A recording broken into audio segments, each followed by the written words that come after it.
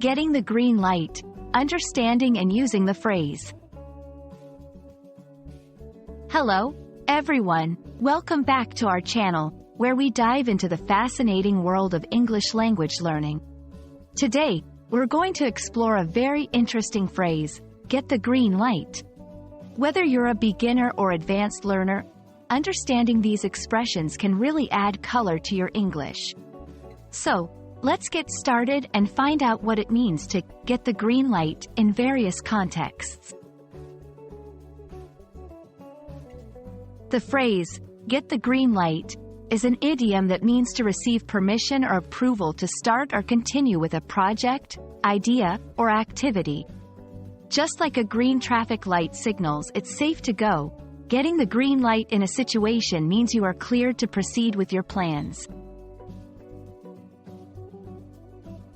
This idiom is believed to have originated from the railroad industry in the early 20th century, where green lights were used to signal that a train could safely proceed along the tracks.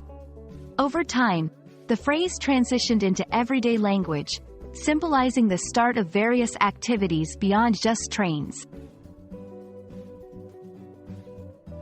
Let's look at some examples to see how this phrase can be used in everyday English. 1. After months of planning, we finally got the green light to start our new project. 2. The City Council has given the green light for the construction of the new park.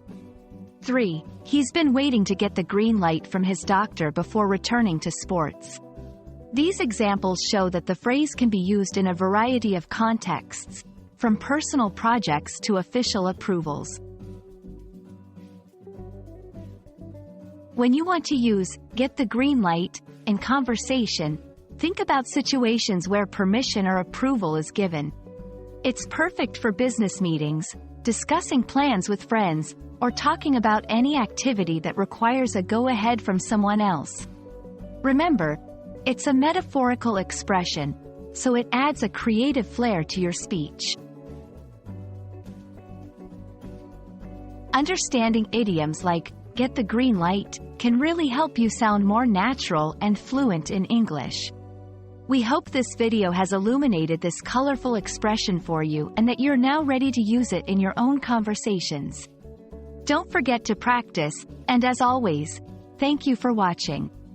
We hope this video has been helpful and that you're excited to learn more interesting phrases in English. See you in the next video.